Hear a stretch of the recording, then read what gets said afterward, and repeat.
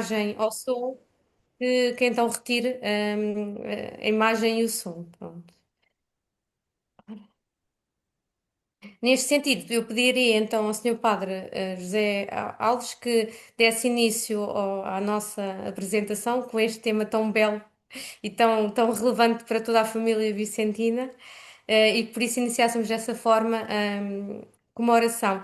Dando só então aqui menção novamente que não está presente connosco do Conselho Nacional a Dina e o Senhor Padre Luciano, mas que estão presentes então connosco em oração e que esta mesma apresentação será então depois disponibilizada para os restantes membros, quer da Associação da Medalha Milagrosa, quer dos restantes ramos da família vicentina que assim o desejarem. Pronto.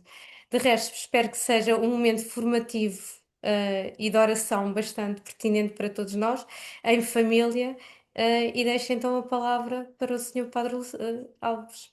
O senhor padre tem que ligar o som. O senhor padre tem que ligar o som.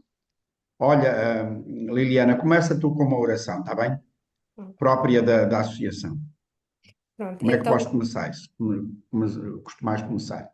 sim, então neste sentido, peço só aqui um minuto que eu vou então colocar mesmo a oração da associação e iniciamos com essa então.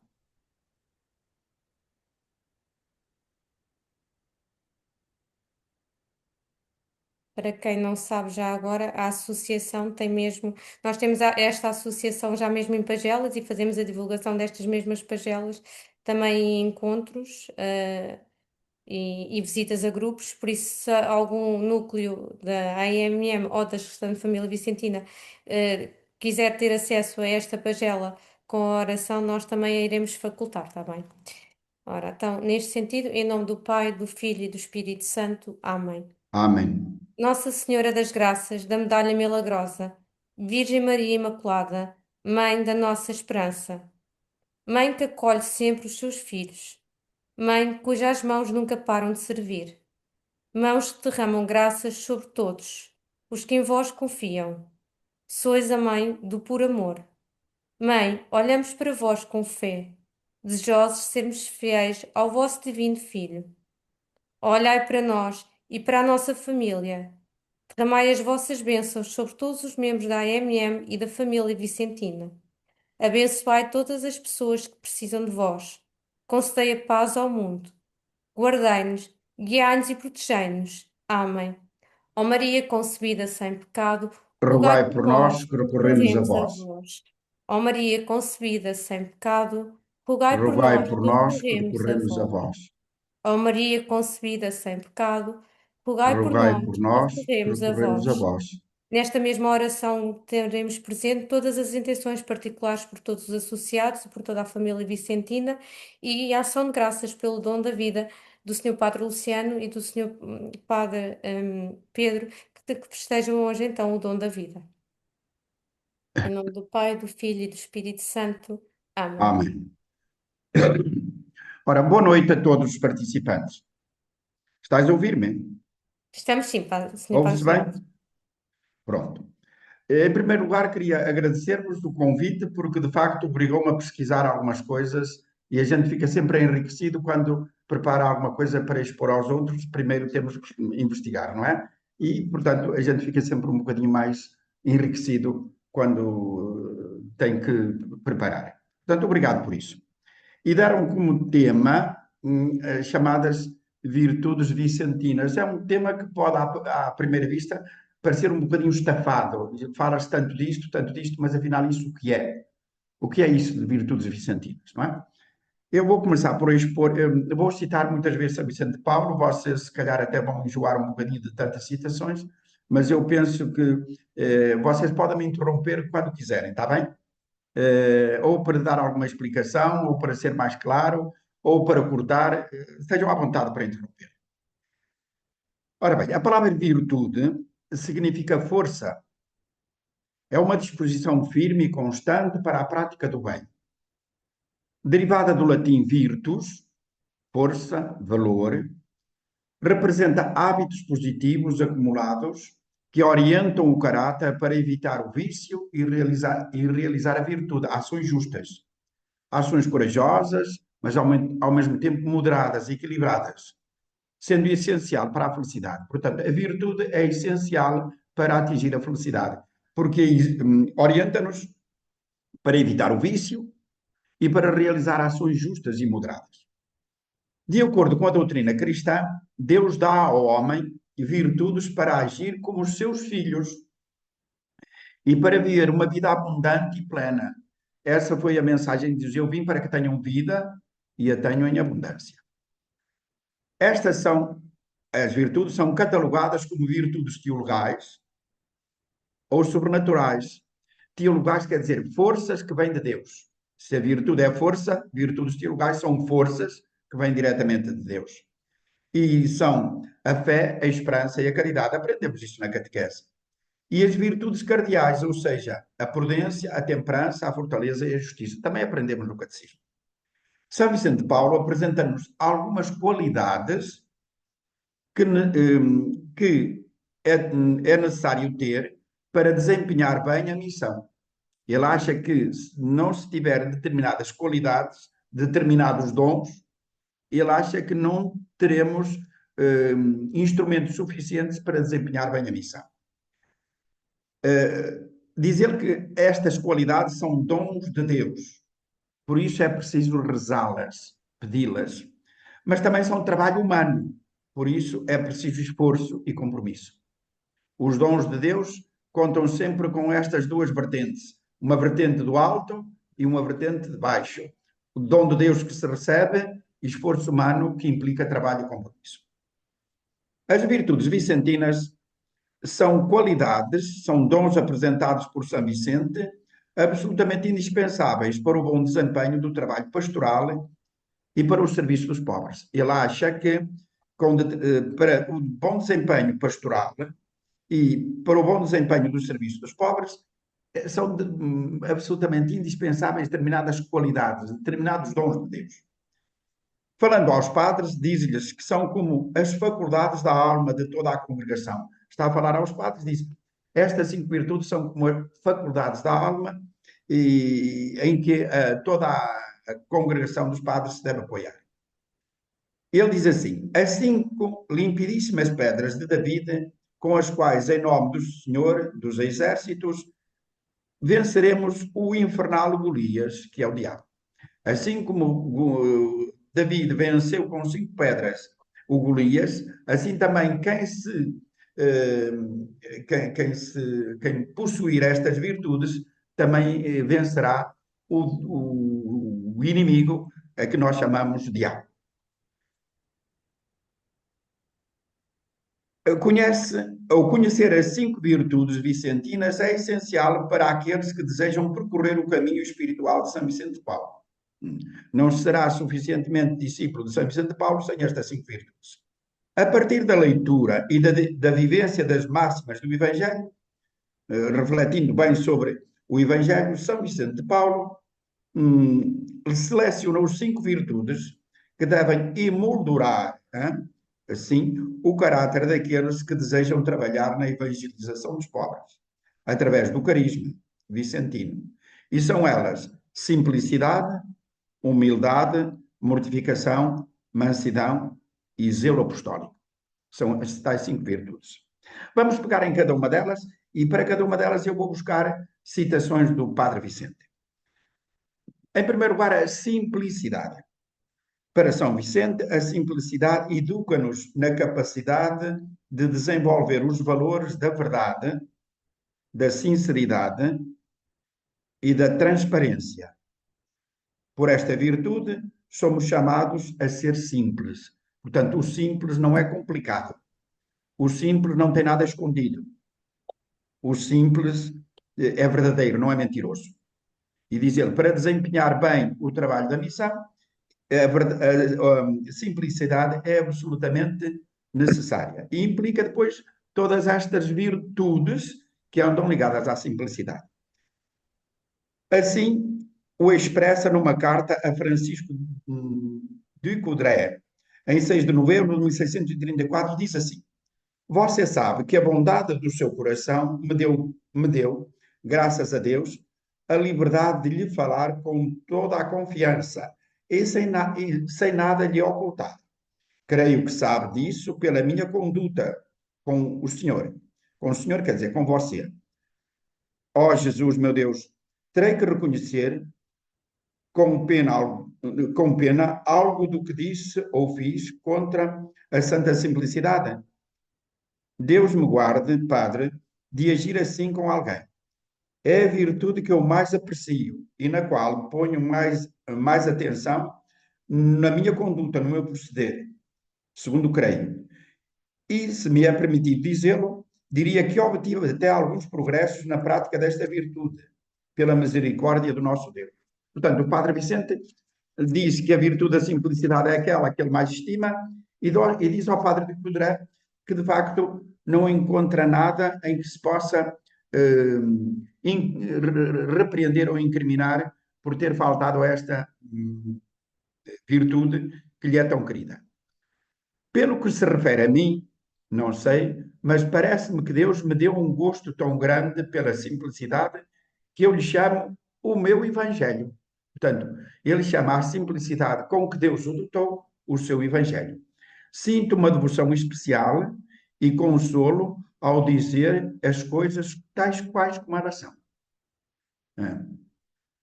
O missionário à imitação de Cristo deve ser simples nos seus discursos, se quer que o povo o entenda quando anuncia a palavra de Deus.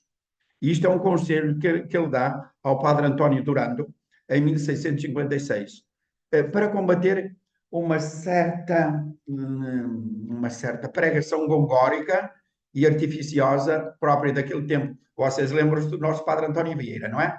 Era um estilo oratório dominante. E São Vicente de Paulo, não é que ele desprezasse a arte de maneira nenhuma, mas dizia que as pessoas não vão ao Evangelho por aí. É preciso falar-lhes de uma maneira muito mais simples, de maneira que eles possam entender. Uma coisa é ser artista na oratória, outra coisa é ser missionário. E o missionário tem que dizer as coisas de maneira a que os ouvintes o entendam. Pronto, isto em relação à simplicidade. Reparai, eu penso que esta virtude desafia-nos a muitas coisas.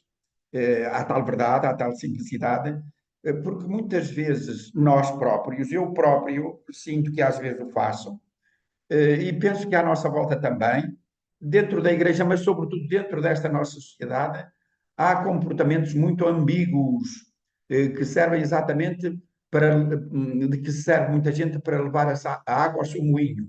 As coisas umas vezes são assim, outras vezes são assado. Umas vezes são certas, outras vezes são erradas. Tudo depende de quem as afirma. Isto não é nada simplicidade. Isto chama-se ambiguidade e mentira. E aldrabice também, não é? Portanto, a virtude da simplicidade absolutamente indispensável para quem quer seguir os caminhos da missão. A seguir vem a humildade. A humildade, definida por São Vicente, é a virtude que é essencial à missão vicentina e aquela que torna capaz de reconhecer e de admitir as nossas fraquezas e as nossas limitações, confiando desta forma mais em Deus do que em si próprio e mais em Deus do que até nos outros, sobretudo quando os outros nos parece que não transmitem a verdade de Deus. É a virtude que permite aos pobres aproximar-se de nós. É a virtude que nos ajuda a ver que todos somos iguais aos olhos de Deus. Reparai, eu tenho essa experiência, vocês também têm, de que mais facilmente nos aproximamos de uma pessoa humilde, que se sente pequenina, do que uma pessoa que é arrogante. De uma pessoa arrogante, nós afastamos porque até lhe temos medo. Ao passo quando nós sentimos que uma pessoa é humilde, nós sentimos-nos à vontade para nos aproximarmos. Escreve assim ao padre Firmino Goethe, a 8 de março de 1658. Nunca digamos, eu fiz tal coisa boa, essa obra é minha, porque devemos fazer tudo em nome de nosso Senhor Jesus Cristo. Ou diz, tenha muito cuidado em nada atribuir a si próprio. Se fizer assim, comete um latrocínio e causa injúria ao próprio Deus, que é o único autor de todo o bem. Escreve ao padre Santiago Pesnel. Reparai, Eu não sei se vós já vos desse ao trabalho de seguir uma conversa em que vós não sejais intervenientes, mas só assistir. E eu já fiz este exercício. Se vocês virem duas ou três pessoas a conversar, contem as vezes que cada uma delas emprega a palavra eu. A primeira pessoa do singular é a palavra mais usada. Eu fiz isto, eu fui ali, eu fui acolá, disseram-me isto, disseram-me aquilo. Eu estou sempre no centro das conversas, não é? E dizer isto não é certo, sobretudo quando se trata de mencionar o bem. Eles têm aqui uma palavra muito feia, diz que é um latrocínio, porque estamos a roubar a Deus aquilo que lhe pertence e estamos a atribuir ao nosso próprio mérito. Numa carta ao padre Nakar, foi um missionário que foi para Madagascar, e escreve falando sobre a graça da sua vocação. Somente a humildade é capaz de receber esta graça. A ela deve seguir-se um total abandono de tudo o que você é e de tudo o que você poderia e de tudo o que poderia ser juntamente com uma suprema confiança na soberania do Criador. Portanto, a humildade exige depois, quando nós a praticamos, um total abandono nas mãos de Deus. Acreditando que Ele vai fazer em nós qualquer coisa. Não sabemos muito bem o que é que Deus vai fazer. Reparai que isto supõe que nós caminhamos, digamos assim, ligados por um fio. Este fio é a graça, este fio é a inspiração do Espírito, mas não sabemos por onde é que o fio corre. Às vezes apresenta-nos muitas surpresas, não é? Dizer, isto chama-se também abandono nas mãos de Deus. E só é capaz de se abandonar nas mãos de Deus quem for humilde. O arrogante diz, eu não vou por aqui porque eu sei por aqui não vai dar resultado. E então deita a mão da sua sabedoria, deita a mão da sua prudência e não se abandona nas mãos de Deus. A seguir, numa outra carta, diz: concedei-nos que a humildade seja a virtude característica da missão. É uma espécie de oração que ele está a fazer. Ó virtude santa, como vós sois bela, pequena companhia, pequena comunidade, como sois digna de amar, ou perdão, como sois digna de amor, se recebeis a graça de Deus. É também a virtude característica das filhas da caridade. E diz: é a virtude de Jesus Cristo, a virtude da sua Santa Mãe, a virtude dos maiores santos e, finalmente, é a virtude de todos os missionários. Isto é uma palestra às filhas da caridade. Que será da companhia se viver sem humildade? Fareis desta pequena companhia um paraíso, e as pessoas dirão que este é um dos grupos mais felizes do mundo.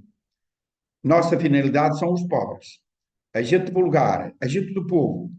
Se não nos acomodamos a eles, não os poderemos servir em nada. O meio pelo qual podemos tornar-nos úteis é através da humildade, porque a humildade faz com que nos aniquilemos, com que baixemos até ao nível deles. E só quando baixamos ao nível deles é que eles se sentirão à vontade para confiar em nós. Numa outra carta, e desculpai esta citação, mas eu penso que é interessante para percebermos o pensamento dele, diz assim: já é algo que alguém se afeiçoe particularmente a este desprezo de si mesmo. Porém, isto não chega. É necessário afeiçoar-se também ao desprezo pela companhia. Não é suficiente que eu aceite ser desprezado. Ele diz, é preciso ir mais longe. E é preciso aceitar que às vezes o nosso grupo também seja desprezado.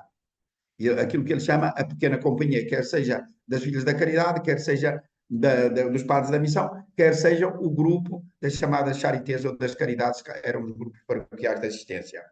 Que ninguém fique triste quando, sem fundamento, alguém despreza ou nos despreza, quer individualmente, quer no grupo a que pertencemos. Isto é duro, não é? Depois diz assim: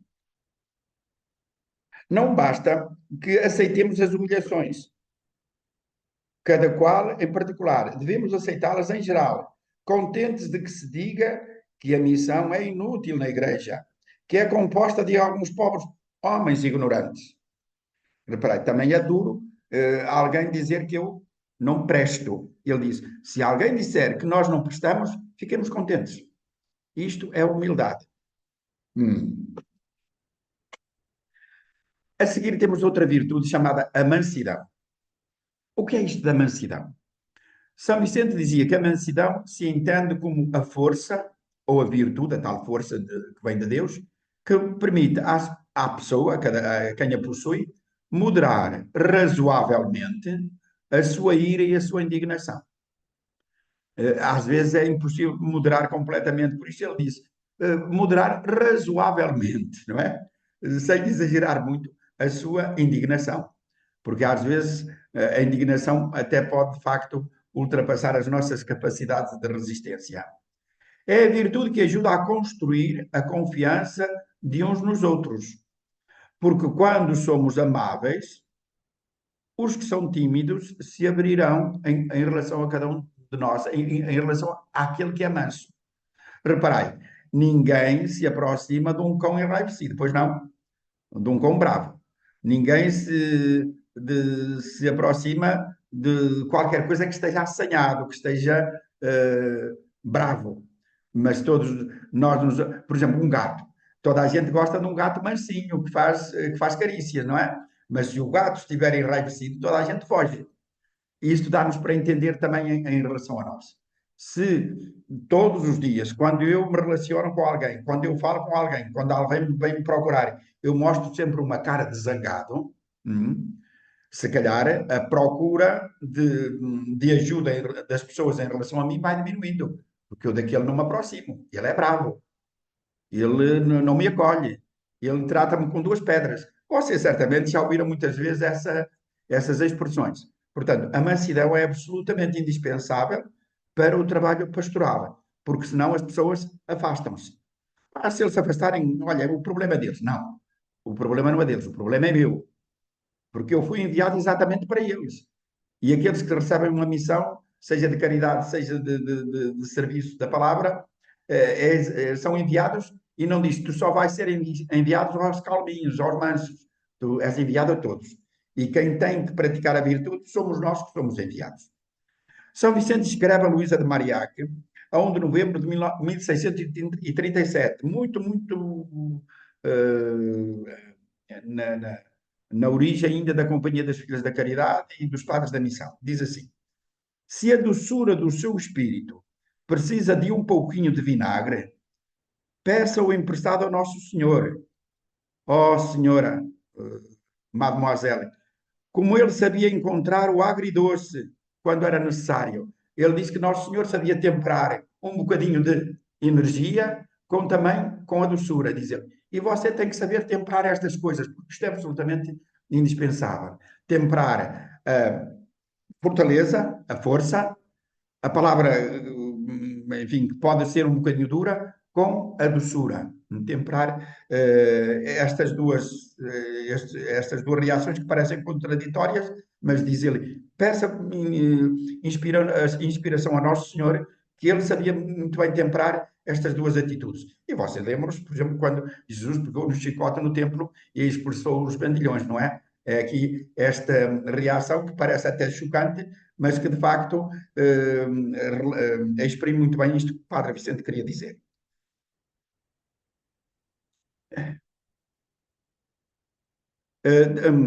Escreve numa outra altura, já não a Luísa, mas ao Padre Dionísio, que era superior da missão de Mans, a 7 de agosto de 1658, muito mais tarde, 2 anos antes de morrer, um homem muito mais amadurecido, e dizia: assim, pois, Padre, pode continuar com ele, fazendo-o guardar o que pode do regulamento conforme o Espírito de Nosso Senhor, que é ao mesmo tempo suave e firme.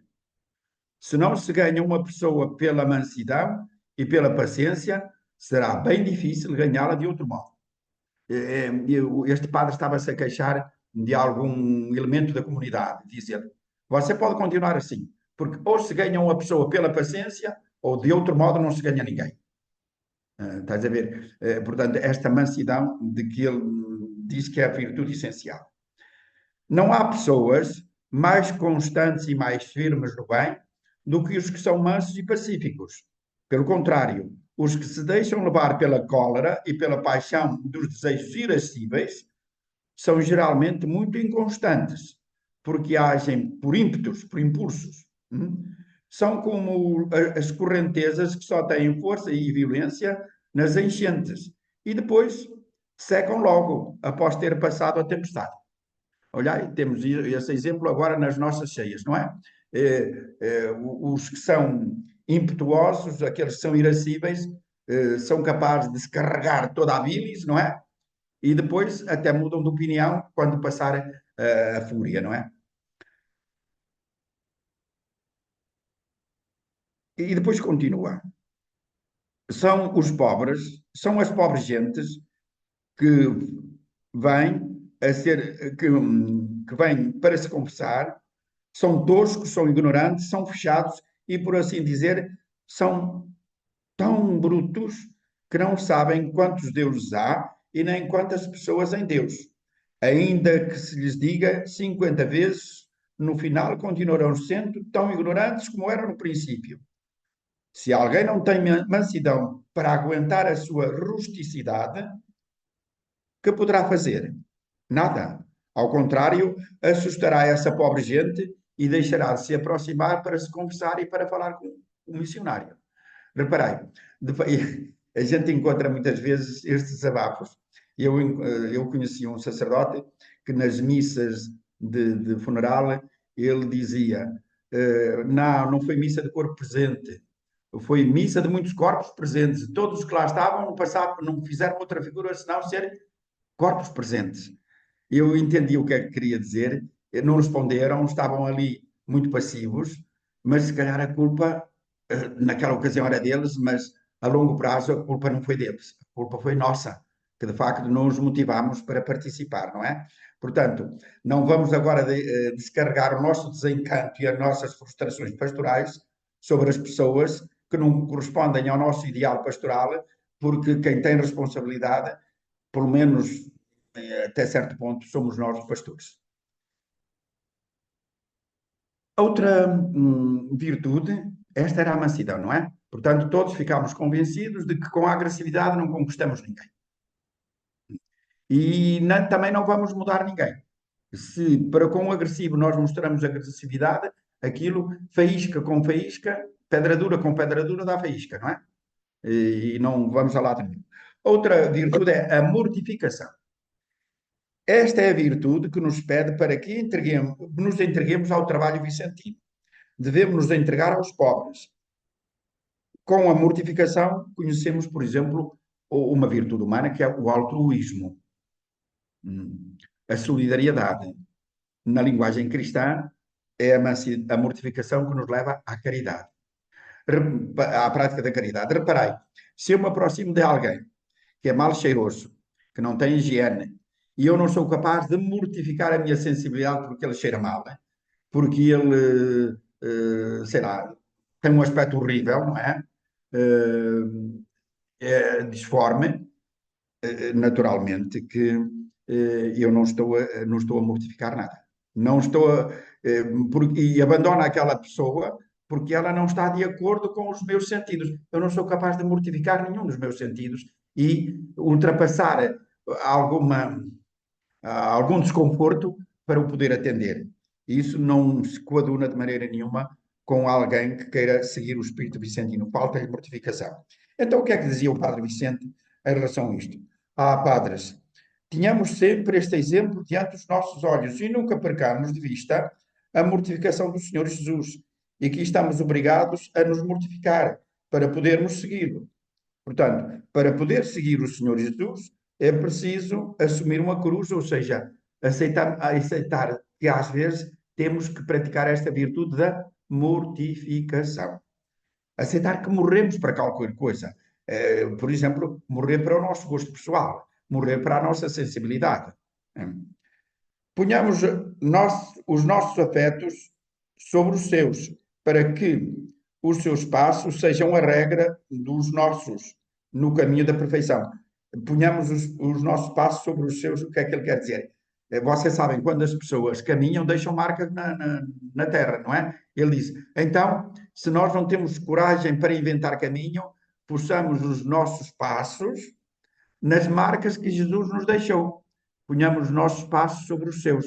E então seguiremos um caminho, que será o caminho da mortificação, o caminho da cruz. Os santos são santos por terem seguido as pegadas de Jesus, por saberem renunciar a eles mesmos e por se terem mortificado em tudo. Outro meio, e agora está a falar às filhas da caridade, minhas filhas, que vos ajudará muito na oração, é a mortificação.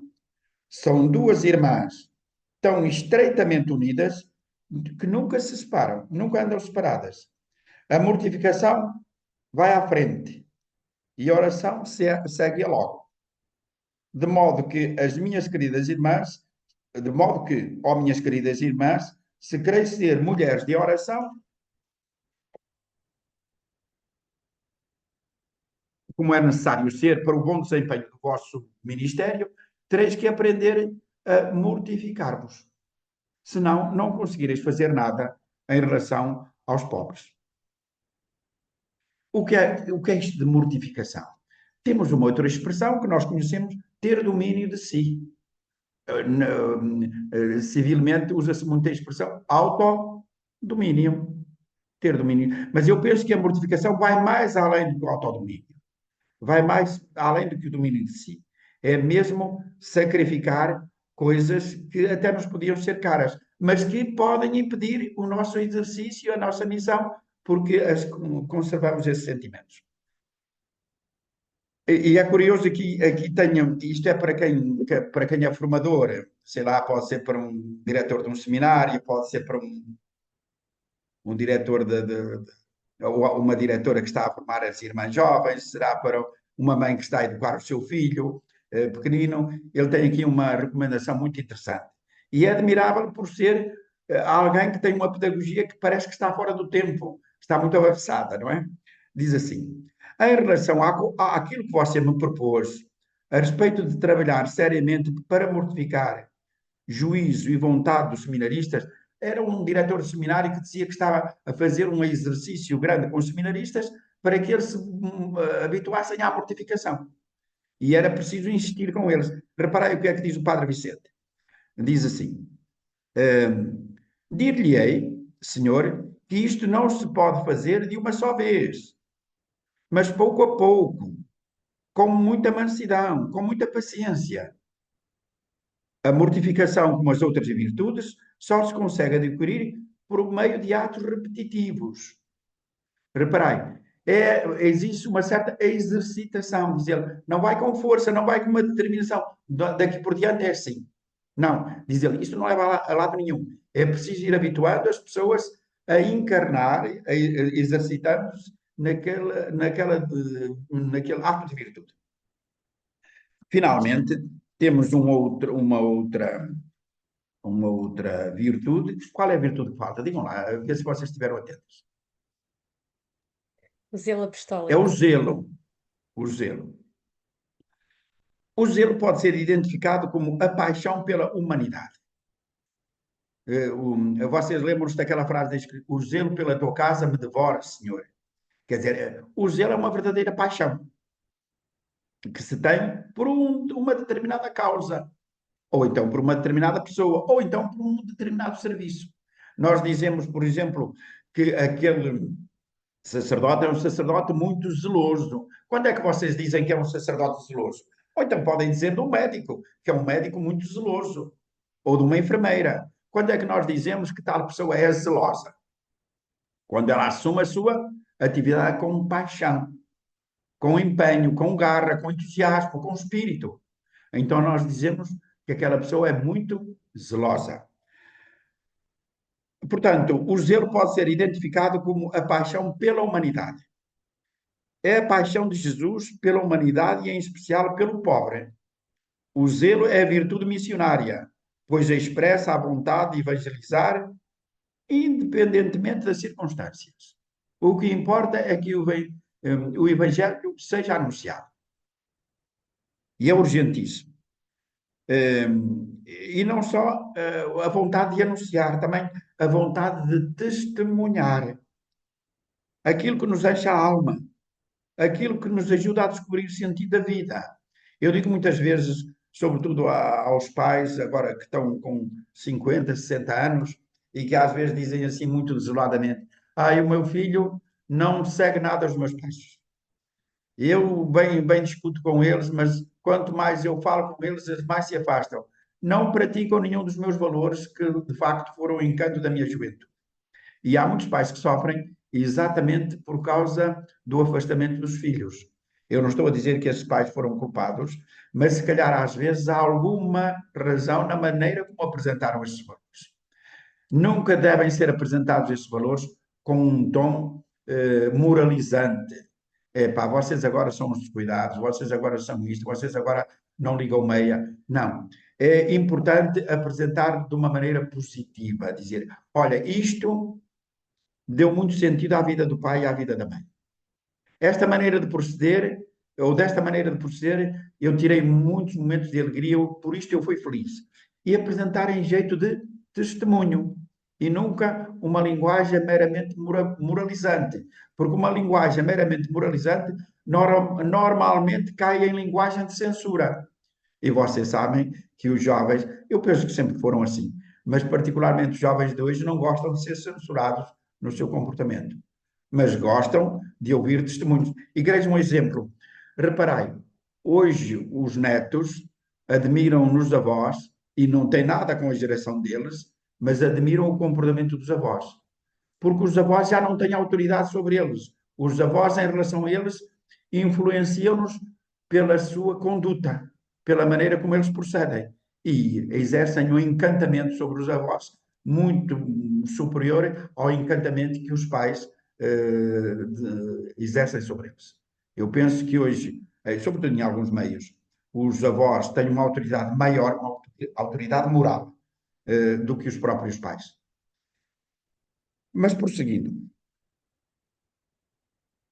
diz assim: peçamos a Deus que dê à companhia esse espírito, esse coração que nos faz ir a qualquer parte, esse coração do Filho de Deus, coração de nosso Senhor que nos dispõe a ir como Ele iria e como teria ido se a sabedoria eterna tivesse achado conveniente ir para trabalhar pela conversão das nações longínquas. Diz ele, é preciso encarnar o coração do nosso Senhor, como ele fez, e agora, como ele, perguntando-nos como é que reagiria Senhor, o nosso Senhor, diante destes problemas. Portanto, não só como ele fez, mas como ele poderia fazer se porventura vivesse entre nós.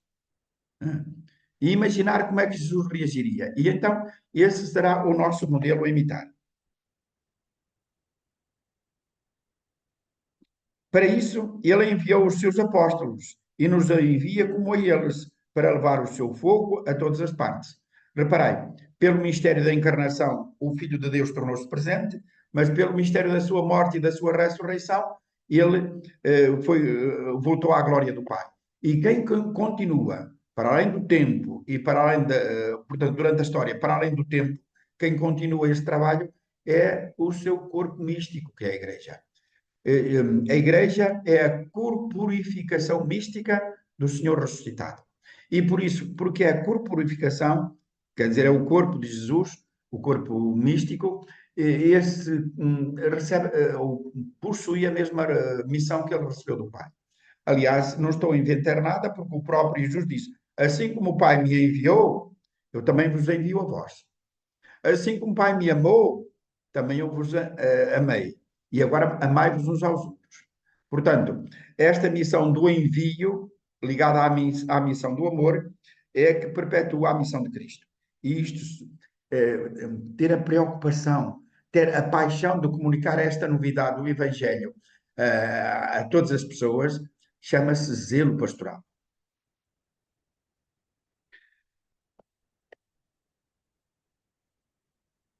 Sim, padres, é preciso que nos ponhamos totalmente ao serviço de Deus e ao serviço do povo. Temos de nos entregar a Deus para isto, consumirmos-nos por isto, dar nossas vidas por isto, despojarmos-nos para nos revestirmos de novo. Ele tinha uma expressão muito interessante que era: é necessário revestir-se do Espírito de Jesus Cristo. O que é que ele quer dizer? Revestir-se do Espírito de Jesus Cristo, de encarnar o Espírito de Jesus Cristo. tomar a forma de Jesus Cristo, não é? E depois continua. Sim, padres, é preciso que nos ponhamos totalmente ao serviço de Deus e ao serviço do povo.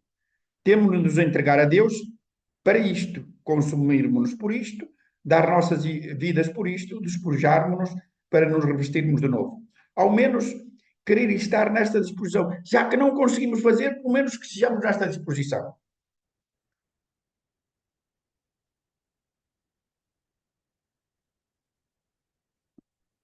E depois continua. Temos de nos entregar a Deus. Revestir-me, pois, isso já a repetição. E finalmente continua dizendo: tenha cuidado. Isto escreve ele a Luísa de Mariac, mas é interessante esta observação que ele faz a Luísa de Mariac.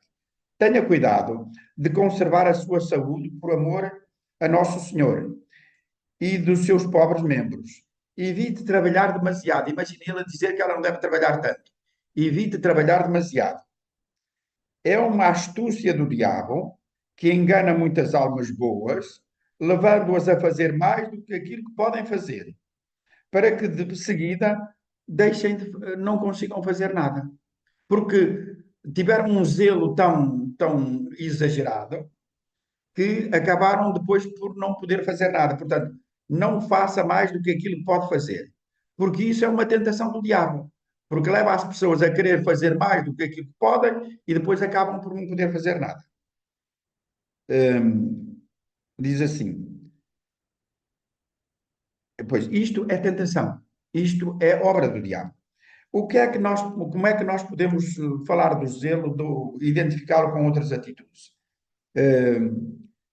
Aquilo que pode matar o zelo, e acho que é importante também vermos isto, o que é que pode tirar-me o zelo pastoral? Em primeiro lugar, a rotina. Reparai, se eu faço há 10 anos a mesma coisa, diante de um trabalho que eu devo desempenhar, rotineiramente repito quase que mecanicamente aqueles gestos, aquelas palavras. Se gravasse aquilo que fiz há 10 anos, é tal e qual aquilo que estou a fazer agora. Não podemos dizer que essa pessoa é uma pessoa zelosa, porque não faz despertar a sua criatividade para que a mensagem passe com palavras novas àquela pessoa. E nós encontramos muita rotina. Eu já encontrei uma vez alguém, eram fiéis, que diziam assim: repara, alguns sacerdotes são assim como uma espécie de cassete. Vocês agora não têm leitores de cassetes, pois não? Mas então pegava-se na cassete, normalmente tinha-se o leitor assim debaixo da mesa, metia-se a cassete e como é que começava? Dali a um bocadinho dava um saltinho, a cassete saltava e terminava a celebração. Diz ele: há celebrações que são verdadeiros leitores de cassetes.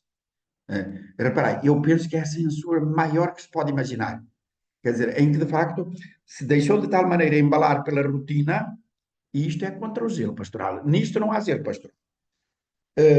Portanto, mata o zelo a rotina, que é a repetição de atos ou repetição de ritos desprovidos de alma. O tal botão em que se carrega e a cassete que reproduz. Depois a preguiça. Reparai, penso que a preguiça é exatamente uma atitude contrária ao zelo. O preguiçoso nunca pode dizer que é zeloso, porque de facto, se é zeloso, faz um esforço grande por vencer a preguiça. Outra coisa que é muito perigosa em relação ao zelo pastoral é o pessimismo. Há pessoas que têm uns óculos tão escuros, que veem sempre tudo pessimista. Este mundo está uma desgraça, isto está por pouco, esta igreja vai acabar, e então a minha instituição não lhe deu muitos anos de vida. Quer dizer, tudo. Em primeiro lugar, são duas coisas. É uma ignorância da história e é uma falta de fé. É uma ignorância da história porque vimos passar as instituições por muitas crises e se elas de facto têm vontade, muitas dessas instituições conseguiram sobreviver, ultrapassaram, renovaram-se, recriaram-se. E depois é uma falta de fé, pensando que a instituição a que eu pertenço, mesmo que seja a Igreja de Jesus Cristo, é uma obra meramente humana e não acredito que o Espírito a esteja a conduzir. Se eu não acredito, este pessimismo revela exatamente esta falta de fé, de que não acredito nesta presença. E, sobretudo, não admitimos que o Espírito é criador, que o Espírito é renovador, que o Espírito restaura. Se há coisas envelhecidas que precisam de restauro, o Espírito restaurará. Se há coisas velhas que precisam de ser reformuladas, o Espírito reformulará. Portanto, é preciso, faz parte do zelo, trabalhar com fé, trabalhar com criatividade e trabalhar também com, sim, com fé e com criatividade e com empenho. Minhas senhoras, meus senhores, foram estas as 5 virtudes sobre as quais eu estive a fazer esta síntese de citações, um bocadinho bastante longas e se calhar um bocadinho enfadonhas, mas era importante dizer, eu podia dizer que a simplicidade, e dizer aqui umas considerações sobre a simplicidade, sobre a humildade, sobre o zelo, sobre a mortificação, segundo São Vicente de Paulo, mas isto seriam palavras minhas. Eu quis ir buscar palavras dele para que se soubesse o que é que ele pensa sobre estas virtudes. Estas são as tais virtudes vicentinas de que me propus falar e agora está aberta a conversa, que eu não tenho muita pressa e suponho que vocês já todos jantaram, já todos comeram a sopa. Creio Se que sim. porventura não comeram, nós não nos escandalizamos se vocês porventura puserem aí uma tacinha de sopa ao lado e vão comendo, está bem? E aí, se tiverem vergonha, podem desligar a imagem e vão depois fazendo perguntas e vão ouvir. É, aqui vemos a simplicidade, sem dúvida, que acabou de falar há pouco, o Sr. Padre. Se me permitem, fazer aqui um parêntese, deixei exatamente para esta altura o nosso agradecimento, porque, sem dúvida, muito, muito obrigada por esta fabulosa partilha. E sem dúvida, com as palavras simples como o fez. Quando começou a falar, fez-me recordar, que esta semana eu tive realmente uma formação sobre discurso, diálogo, comunicação, e uma das coisas que eles falavam é que 75% das pessoas não captam a mensagem e exatamente não captam pela forma como é feita a comunicação, muitas vezes pela ausência da simplicidade de palavras simples. E eu acho que sem dúvida queremos lhe agradecer aqui em nome de todos, penso que a plateia estará de forma unânime pelas minhas palavras, pela simplicidade e pela forma como nos trouxe o conteúdo das 5 virtudes, que sem dúvida, nesta fase em que então estamos a viver o início da Quaresma, se aplicam perfeitamente como é que nós podemos viver estas 5 virtudes, ou pelo menos, como disse, a missionar, colocar-nos à disposição de as tentar colocar no nosso dia a dia. E sem dúvida, eu muito, muito obrigada em todos nós pelo tempo que dispôs, pela partilha, pelas palavras. E agora vou dar espaço para as perguntas antes de dizer mais alguma coisa. Obrigada, Senhor Padre, obrigada, Liliana. Temos uma pergunta no chat, que Hum? nos pergunta: qual das virtudes vicentinas aplicadas hoje será a mais importante ou de maior relevância e para a missão caritativa? Portanto, suponho que é alguém que se dedica às obras de assistência e de caridade, não é? Qual, qual será a virtude mais importante deste naipe, destas 5 virtudes?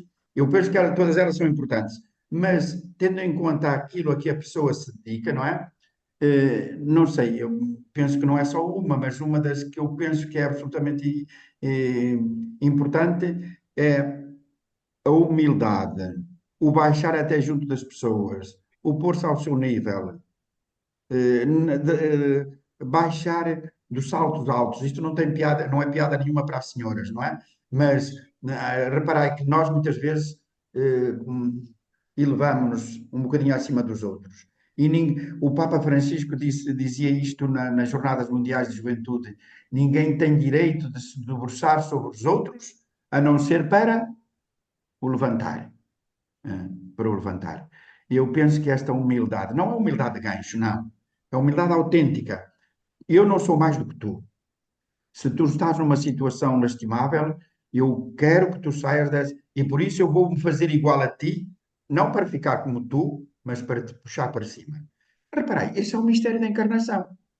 Na carta aos Filipenses, ele que era de condição divina, não reivindicou para si a condição de filho de Deus, mas humilhou-se, sabe o que quer dizer? Humilhou-se, desceu, até à condição de morte e de morte de cruz. Quer dizer, não havia mais para onde ser, porque morrer na cruz é a coisa mais humilhante. Né? Esta humildade do Verbo, Filho de Deus, que desce ao mais ínfimo da condição humana. Não para ficar lá, mas para depois nos enobrecer com a nossa condição de filhos de Deus. Mas pode haver outras virtudes, eu queria ouvir as outras pessoas que digam, não, mas para mim parece-me que esta outra também é importante. Muito obrigada. Por enquanto não tenho outras perguntas escritas. Se os restantes participantes tiverem perguntas, peço que liguem os microfones, que se desligaram automaticamente a quando o início do vídeo, e que possam então fazer ouvir as suas vozes para colocar perguntas. Olha lá, enquanto vocês estão a pensar nisso, reparem na linguagem de Jesus. A linguagem de Jesus era toda uma linguagem sempre de símbolos. E os símbolos que entravam pelos olhos, não era preciso explicar muito. Quando ele dizia, vós sois o fermento, aquelas mulheres que estavam a ouvir, todas elas sabiam qual era o papel dos discípulos na comunidade. Vós sois luz, vós sois sal. A palavra de Deus é assim como uma semente. Olha, há uma semente que cai em terra boa, há uma semente que cai em terra rasca, há uma semente que cai no meio das pedras, há uma semente que cai. Toda a gente percebia logo isso. Reparei, o ensino dos. Mas Jesus também pertencia a uma cultura, e a cultura semita não é como a cultura grega. A cultura grega começa sempre por definir as coisas. Reparei, mas a definição é sempre uma abstração. Jesus nunca definia. Jesus descrevia. E toda a gente entendia aquilo que ele descrevia. Por outro lado, quando lhe fazia, não sei se vocês já repararam disso, quando lhe faziam perguntas, raramente Jesus responde. Sabeis como é que ele faz? Devolve a pergunta: e o que é que vos parece? E o que é que vós dizeis? Reparem que no Evangelho aparece muito isto. E o que é que vós dizeis? O que é que vos parece? De pôr as pessoas a pensar. Há por aí muita gente, sobretudo os pseudo-intelectuais, que acham que o cristianismo, ou acham que a fé, de uma maneira geral, é um apagador da razão.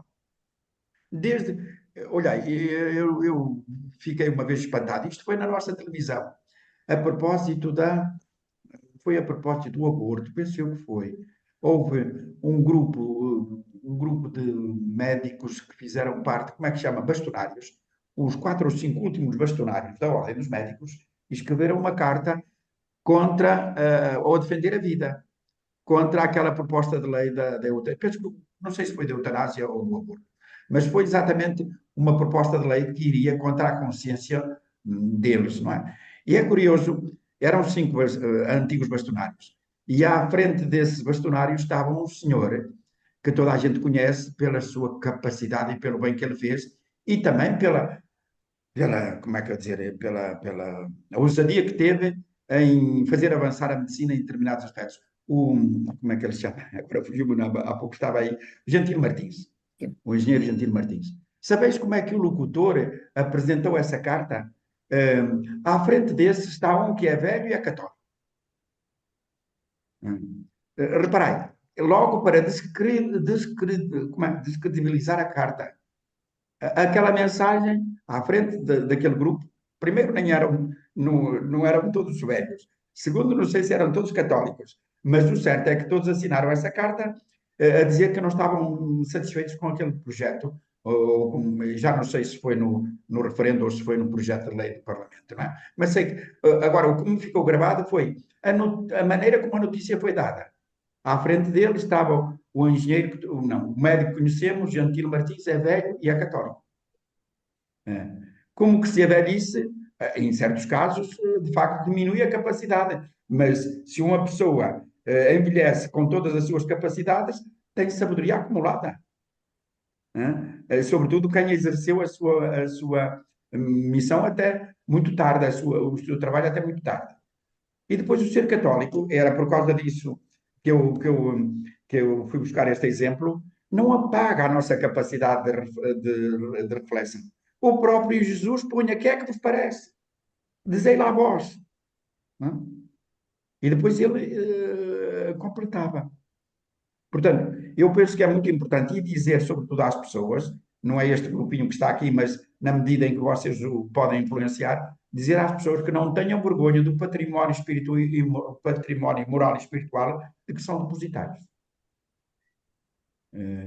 Penso que é muito importante também dizer isto. Nem tão, por outro lado, nós temos que nos preparar para enfrentar estas situações, mas também enfrentá-las não só com a nossa fé, mas também com a nossa cabeça.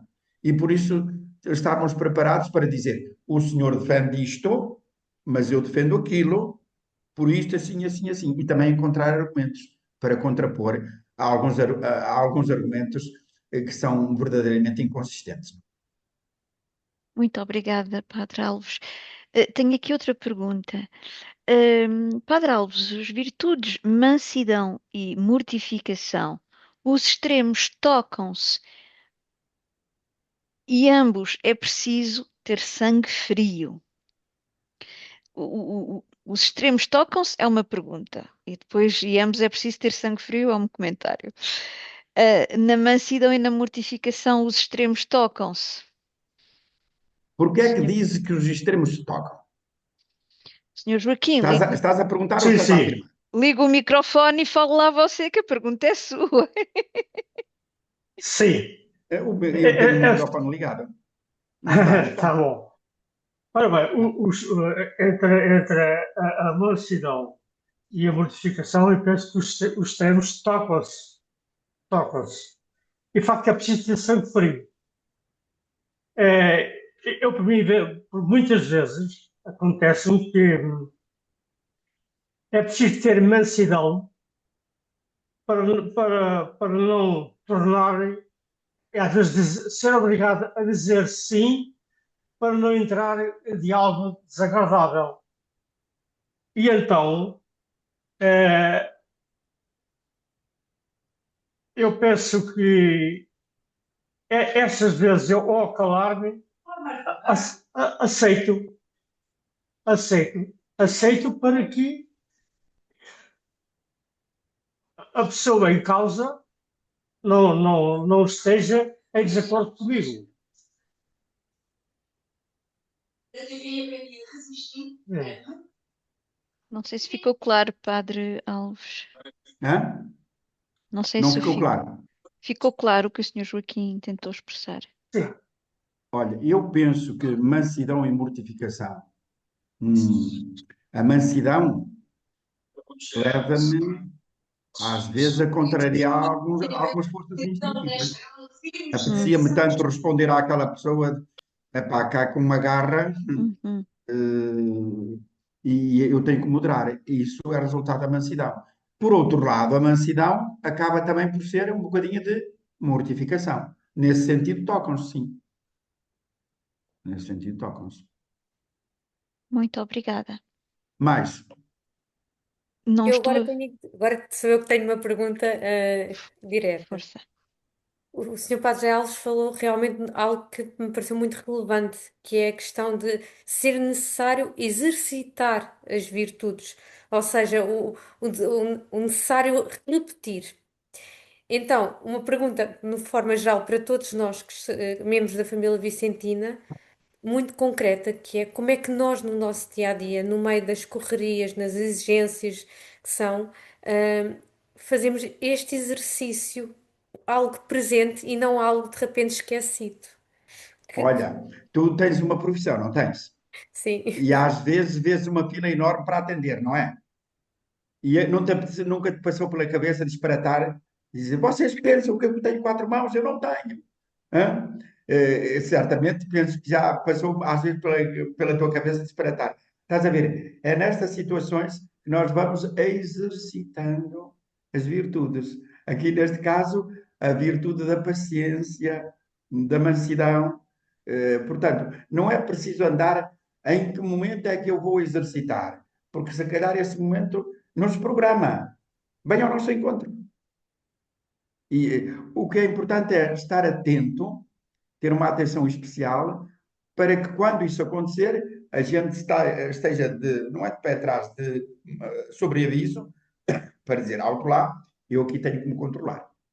Eu aqui tenho uma oportunidade para fazer um ótimo exercício, ou de humildade, ou de paciência, ou de zelo apostólico, zelo pastoral, seja lá o que for, não é? Então, parece-me, As profissões, nós temos oportunidades, numas mais, noutras menos, de exercer estas virtudes. então, parece-me que nós, para vivermos este exercício das virtudes, o primeiro exercício que temos de fazer é exercitar a atenção. A exercitar a atenção e criarmos esta disposição, esta atitude de alma para nos irmos controlando. A palavra controlar é feia, não é? E nós não gostamos nada de ser controlados. Para nos irmos a exercitando, para nos irmos trabalhando, não é? E retira a palavra controlar, porque ninguém gosta de ser controlado. E aqui parece que levamos. Então, isto é como vamos puxando e vamos sempre vendo algo a acrescentar. Sim, sim, sim, sim. Por outro Sim, lado, também porque nos leva a repara, outra coisa. o nosso caminho não acaba, só acaba quando formos chamados a transpor a barreira do tempo para a eternidade. Então, somos todos também chamados a não desmotivar, a termos a E, claro, esperança presente, porque é fácil. então perdemos a esperança. A desmotivação é o pior que pode acontecer na vida cristã. A desmotivação é exatamente a perda da esperança. Mas é fácil para o ser humano, se cai uma, duas, três, se erra, se falha, se tem o pecado, se dispõe a ser manso, a ser mais zeloso, a ser mais humilde, se falhar, a cair exatamente nesta tentação de desmoralizar porque não conseguiu N vezes. Por isso é que se calhar é Sabes, importante ter esta consciência. eu costumo dar este exemplo. Há alguém que pode dizer assim: epá, eu deixo-me levar muito pelo álcool. E eu já não resisto a isto, não é? Ou quem diz o álcool diz outra coisa, não é? Eu digo: olha, você daqui a. Antigamente, os diretores espirituais aconselhavam aquilo que se chamava a prática. O que era a prática? Era uma virtude de que eu preciso muito, mas que não consigo alcançar. Então, olha, tu vais esquecer o resto. Daqui, no próximo mês, tu vais centrar a tua atenção só nisto. Só nisto. Sei lá, por exemplo, imaginemos, sou alcoólico, ou então o cigarro, ou quem diz outra coisa. Eu bem queria, ou então a ira. Oh, padre, basta ver uma coisa que não me agrada e eu disparato logo. E digo as coisas de tal maneira que as pessoas ficam todas horrorizadas e fogem de mim, e eu tenho muito, isto dói muito. Portanto, deixo-me levar pela ira. Reparai, é inútil eu dizer: olha, que tu daqui para a frente não vais fazer mais isto. Porque ele vai continuar a fazer, obviamente. Porquê? Porque falta a tal exercitação, a tal habituação, o tal treino. Diz: olha, durante este mês vai esquecer o resto, vai centrar a tua atenção só nisto, controlar a tua ira. Tu vais já imaginar que vou encontrar com aquela pessoa, vou encontrar com aquela situação e naturalmente vou disparatar, eu já sei disto e vou-me controlar. Ao fim do mês, ou ao fim da semana, diz: padre, eu ainda caí 7 vezes. Ainda 7 vezes disparatei, fui mal criado para com as pessoas ficaram zangadas comigo. E quantas vezes? Eu consegui vencer 4 ou 5. Então fica mais contente pelas 4 ou 5 em que tu saíste vencedor do que pelas 7 em que caíste. Porque é preciso ter em conta também aquilo que se conseguiu. Se eu continuo a dizer: pá, eu não consigo, eu ainda caí 7 vezes nisto. Ainda me irritei, maltratei as pessoas ainda 7 vezes, veja lá. E se nós considerarmos só isto, não vamos lá de nenhum. Considera assim aquilo que já conseguiste. E se no mês passado, em vez de conseguir 4, consegui 5 ou 6, e depois, quando dizer: já consegui mais vezes vencer nesta situação do que aquelas em que caí, vamos cantar uma aleluia. Hum? Portanto, reparei, a prática da virtude é gradual, lenta, às vezes dá um passo atrás, mas o importante é nunca desistir, ir sempre para a frente. E por Esta último, exercitação. Reparei, na Quaresma aparece muitas vezes na liturgia esta palavra exercitar, que faz lembrar as manobras militares. Hein? Reparei que ou então os exercícios do atletismo ou do desporto, os treinos. Se não se treinar, não se consegue ter vitórias. Se não se exercitar, não se consegue ter vitórias. É preciso exercício. Na virtude também é. e é preciso fazer este caminho de forma conjunta, em comunidade. Melhor ainda. Melhor. E quando há um grupo que se dá bem, no caso, por exemplo, da família de um casal, epá, isso é maravilhoso quando o casal é capaz de dizer um ao outro isto. Olha que tu hoje falhaste. Se calhar foi um bocadinho por minha culpa, porque eu irritei-te um bocado e tu passaste das medidas, não é? E quando isto é capaz de ser dito de uma maneira franca, mas ao mesmo tempo muito, muito, muito, muito amiga, as pessoas não ficam ofendidas. Pelo contrário. E isso também nas comunidades religiosas também se pode fazer, não é? Também se pode fazer. Aliás, os antigos tinham exatamente estes avisos comunitários. Cada um encarregava-se de, num momento próprio, dizer ao outro algum defeito que não estou nele.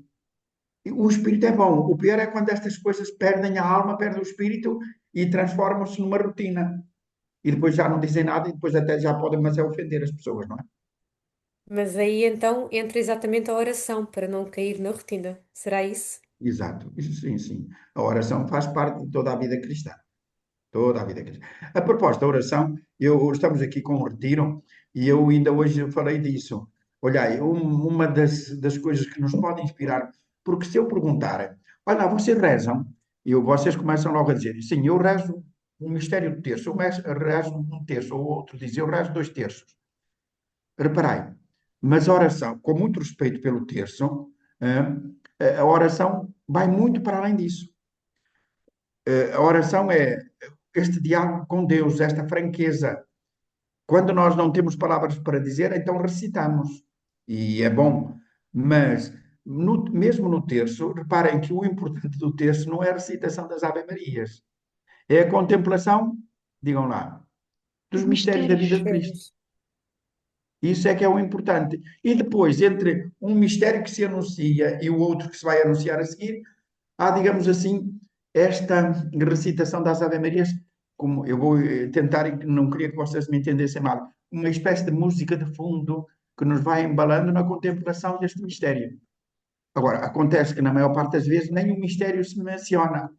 Portanto, a contemplação da vida de Cristo como nosso modelo, muitas vezes até do próprio texto está afastada, porque nem se menciona a contemplação do mistério. Mas ainda hoje eu dizia isso, vocês peguem nos Salmos. Uma boa tradução dos Salmos pode ajudar-vos muito na oração. Porquê? Porque eles foram rezados por pessoas com os mesmos problemas que nós. Foi problemas de perseguição, foi problemas de violência, foi problemas de guerra, foi problemas de perigo de vida, foi problemas da iminência da morte. Tudo isso que é humano e porque muitas vezes nós passamos, também e deixar-nos estas belíssimas orações. Os salmos ajudam-nos muito a rezar. Né? Muito, muito. O Muito Senhor. bem. Muito obrigada. Mais. Não tenho mais perguntas aqui no chat. Não sei se há mais alguém que queira ligar o Pronto. microfone, mas acho Então eu que fico muito estamos contente bem. por ter estado convosco. Daqui a um bocadinho ainda vou ali a ver o grupo que está agora ali também em oração. E até uma próxima, sim. Muito obrigada, Sr. Foram, Padre. quantas Obrigado, Padre pessoas? Alves. Foram 20. Peço já agora que não saiam só por 2 minutinhos para finalizarmos. Mas antes de finalizar, não sei se a irmã Fátima Mendes, ou neste caso a nossa secretária também, a Dulce, quer dizer alguma coisa. Eu Não, só apenas, claro, agradecer mesmo ao Padre Alves e a presença de todos. Penso que foi muito enriquecedor e é sempre bom em família refletir naquilo que nos é muito característico, porque também nos ajuda a estar ainda mais despertos, mais atentos e também a fazer caminho. Por isso, um obrigada muito grande a todos, muito em especial ao Sr. Padre Alves, que é sempre um gosto ouvi-lo. Obrigado. Vou reiterar as palavras ao Padre Alves de agradecimento pela sua presença e pelo seu, a sua partilha que trouxe matéria à reflexão para o resto da quaresma e mais além. Muito obrigada. E foi mesmo interessante. Pessoalmente gostei muito, mas acredito, vendo o rosto dos participantes aqui, que todos irão refletir e meditar nestas virtudes vicentinas. Muito obrigada, Senhor Padre, e obrigada, Já Liliana. agora, não tem nada a ver com isso, mas é uma coisa que vocês até podem investigar sobre a Associação da Medalha Milagrosa, não é? Fala-se hoje muito na perda das características da Europa, não é? Da formação da cultura europeia e do peso do cristianismo na Europa. Vocês já ouviram falar no escudo? Qual é o emblema da Comunidade Europeia? São as estrelas, a bandeira azul com as estrelas, uma para As cada 12 país, não é? estrelas. São as 12 estrelas. Mas isso era quando tinha 12 países, não era? Pois. Não, tem a ver, acho que tem a ver com o símbolo da virtude, não com o número de países. Isso foi só uma coincidência temporal que já passou. Olha, isto tem a ver com o Apocalipse, a mulher Ah, cercada por uma coroa de 12 estrelas. 12 Vocês estrelas. procurem os fundadores. Eu agora não os tenho aqui presentes. Tenho presente o que eles foram, não tenho agora presente os nomes. Mas procurem no Google, ali a irmã Fátima é uma especialista na busca do Google, procurem no Google os fundadores da Comunidade Europeia. Um vai ser beatificado, o não sei se já italiano, está o beatificado ou será italiano, canonizado. Hã? um italiano. Sim, Foi sim, sim, sim. ministro após a Segunda Guerra Mundial. Exato, ele mesmo, não é? É fantástico. Repare, eram homens profundamente crentes e criaram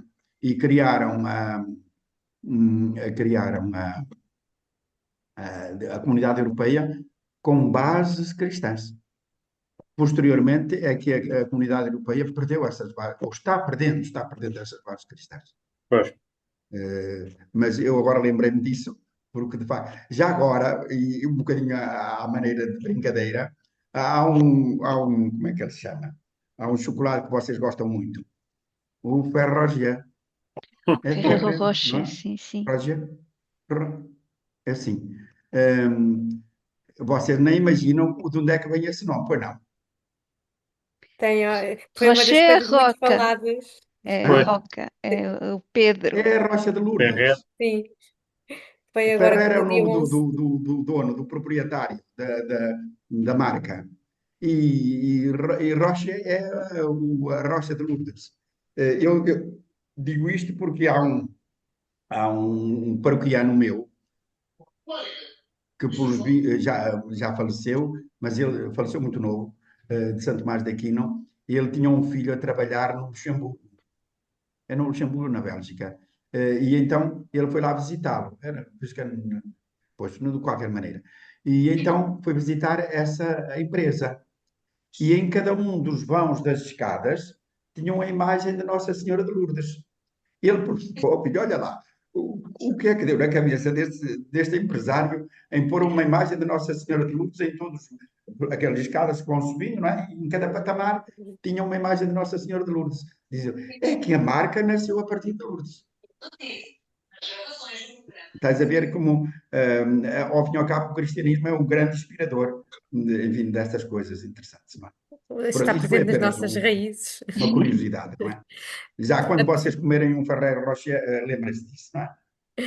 Até vão saborear melhor.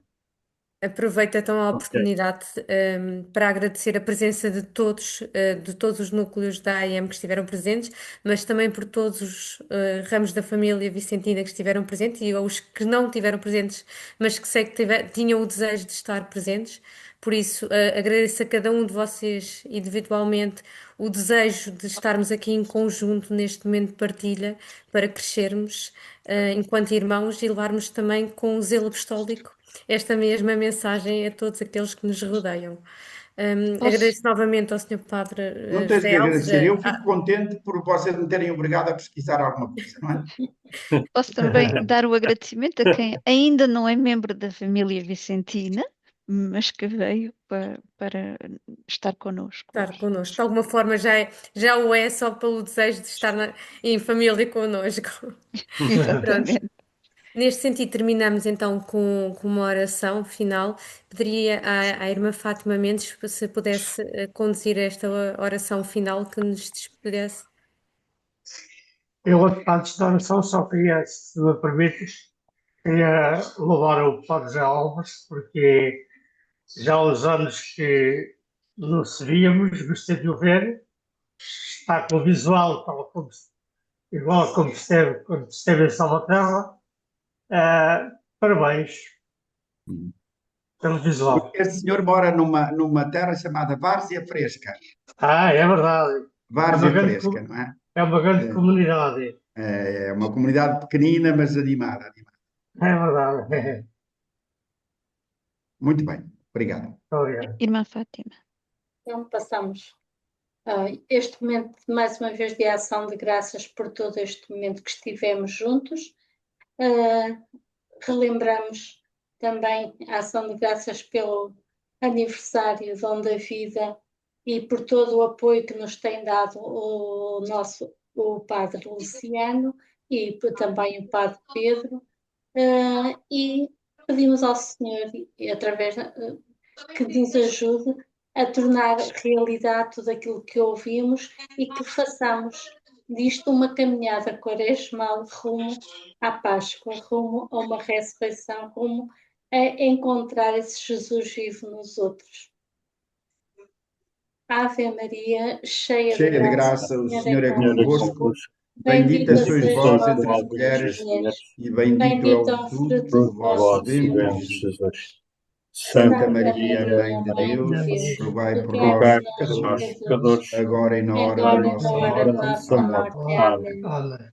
Ó Maria, concebida sem pecado, Rogai por Rogai por nós que nós, recorremos a recorremos vós. a vós. Espírito Recordo que nos Santo. podem, em Amém. nome do Pai, do Filho, peço desculpa, irmã Fátima. Em nome do Tranquilo. Pai e do Espírito Santo. Amém. Recordo